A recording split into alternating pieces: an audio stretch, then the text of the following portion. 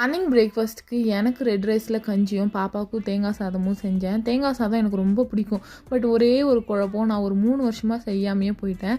தேங்காவை வந்துட்டு வெங்காயத்தோடு வதக்கி போடணுமா இல்லை சாதம் போட்டதுக்கப்புறம் சும்மா போட்டுட்டு இறக்கணுமான்னு தெரியாமல், ஸோ இன்றைக்கி ஏதோ ஒன்று செய்யலாம் அர்ஜென்ட்க்கு அப்படின்னு செஞ்சு நல்லா டேஸ்ட்டாகவே இருந்துச்சு. பாப்பாவை எப்பயும் 3 o'clock மேலே தான் குளிப்பாட்டி ரெடி பண்ணுவேன். பட் இன்றைக்கி வந்து பார்த்திங்கன்னா 11 மணிக்கெல்லாம் ரெடி பண்ணிட்டேன். பிகாஸ் பெங்களூர், ஊட்டி, கொடைக்கானல் அந்த ஸ்டேஜில் தான் இருக்குது. எப்போ மழை வரும் எப்போ குளிரும்னே தெரியல. ஈவினிங் வந்து ஒரு க்ரீன் டீயோட டேவை ஸ்டார்ட் பண்ணேன். இந்த எண்ணெய் டப்பா வந்து வாங்கினதுலேருந்து கழுவந்தே இல்லை. இதில் ஒரு சோம்பேறித்தனம்.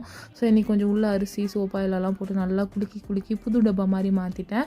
நைட்டுக்கு வந்து சட்னி தான். நேற்றும் சட்னி இன்றைக்கும் சட்னி. பட் போட்ட விஷயம் தான் வேறு. சப்பாத்திக்கு வந்து வேறு என்ன செய்யுதுன்னு தெரியல. தக்காளி சட்னி வச்சாலும் சளி பிடிச்சிரும்னு சொல்லிட்டு வெறும் சட்னிலே ஸ்டார்ட் பண்ணேன். இப்போது நான் போடுற வீடியோஸ் அப்டேட்டில் நான் இன்னும் ஃபஸ்ட் ஸ்டாண்டர்ட்லேயே தான் இருக்கிறேன்னு நினைக்கிறேன். ஃபஸ்ட் ஸ்டாண்டர்ட் வந்தே 1 year ஆகுது. ஸோ செகண்ட் ஸ்டாண்டர்டுக்கு ஜம்ப் பண்ணலான்னு நினைக்கிறேன். ஒன்றுமே இல்லை, நிறைய புது ரெசிபிஸ் பார்த்து வச்சுருக்கேன். ஸோ அன்றாட வாழ்க்கையில் ஒரு புது விஷயம் கற்றுட்டு அது வந்து நம்மளுக்கு சக்ஸஸ் ஆகுதா இல்லையான்றது தான் இதுக்கு அடுத்து வரப்போகிறத பார்க்க போகிறீங்க. ஸோ ரொம்பவே டவுனாக இருக்கும்போது தான் நம்மளுக்கு ஒரு புது விஷயம் கிடைக்கும். ஏதாவது ஒரு தப்பான விஷயம் நடக்கும்போது அந்த விஷயத்துக்கு நீங்கள் டிசர்வ் இல்லைனா தயவு செஞ்சு யாருமே ஃபீல் பண்ணாதீங்க.